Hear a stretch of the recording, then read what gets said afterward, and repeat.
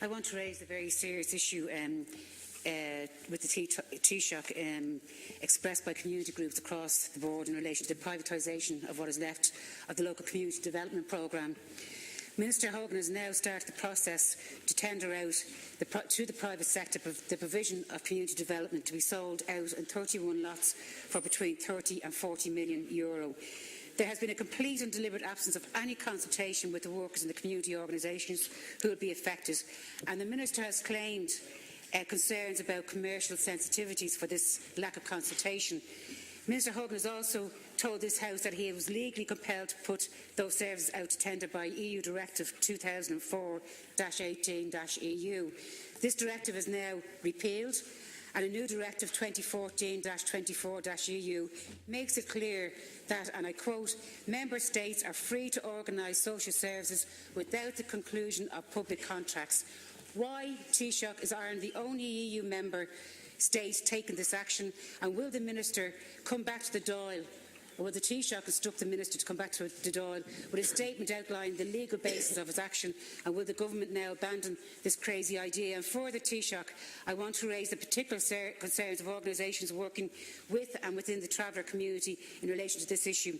The National Traveller Partnership, which represents a coalition of 14 local and 3 national traveller organisations, are asking the Government to take the specific conditions affecting travellers into account, and 1, ring-fence existing traveller funding, 2, to pay this funding through either the Department of Environment and Local Government or through PUBL for specific community development social inclusion programmes managed by the National Travellers Partnership, and 3, to draw up a service level agreement either with the Department or with PUBL to deliver such a specific programme.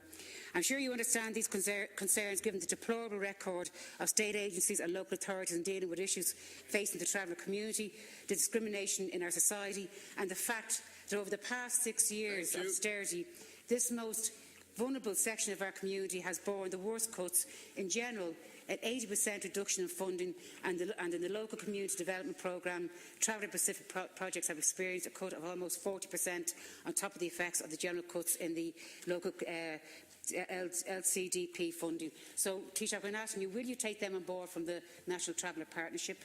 Will you invite them in to talk to them about their concerns? And would you get Minister Hogan to deal with this issue before he might be moved away to Europe? Thank you. Well, in respect of the traveller community and the programmes that go on there, these are important programmes because they've always been tailored to the particular needs and the circumstances of the traveller groups with which they deal. I've seen a number of them in working myself.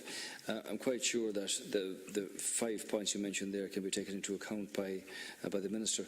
I think it's important to say to you, Deputy Collins, that this is not the privatisation of this kind of work. This is the opportunity for existing companies and other companies to tender for the programmes and the work that is involved here. And that tender process, I understand, concludes on the 11th of July. So the reason for having tenders to be submitted for the work involved is to give an effective response, an effective output to public monies, and to see that it's spent most effectively. So obviously, in respect of the work programmes in the different localities around the country, the companies now tender for that work. Those tenders are examined, and the programmes of work are awarded then to the companies. That's obviously published and accountable and transparent, and the hope is that the best effect and the best impact of public monies for the works to be carried out will be had by all.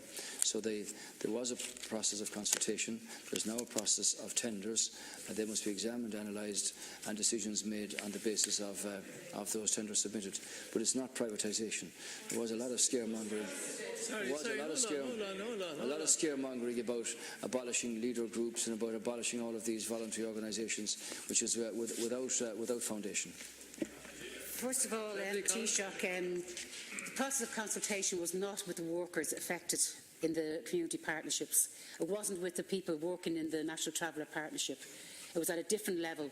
And Minister Hogan never made any attempt to really listen to those workers' concerns about their jobs, about their future, and about the future of the local development companies.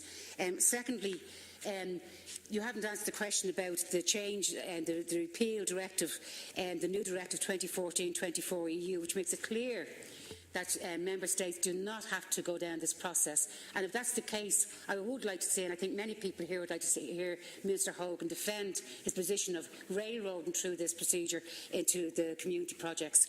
It is privatisation. There's no other word for it. You ask any community development worker and any person working in the National Traveller Partnership, they will say to you it is tendering out the community projects. And will you, Taoiseach, take on board the concerns of particularly the National Traveller Partnership, who have voiced their concerns very succinctly and very eloquently to me and other people who were at the press conference last week. There was 2 Labour TDs there. I'm hoping that they will roll in behind the call for the National Traveller Partnership to meet up with yourself and Minister Hogan, because nothing happens in this Dáil unless you intervene and mark the cards of your ministers in this Dáil. Yeah, well, I look at the case made by the National Traveller Partnership. See that there is no reason why the existing companies cannot win the tenders and be awarded the work that's involved here. They have experience of doing it already. That's why, rather than just continuing a process of having it a continuous rollover each year, now there's a process of tendering for the work. I think that's competitive. I think that's good in the interests of getting the best effect for taxpayers' money. And I'm quite sure that the programmes and the companies and the communities that are involved here will obviously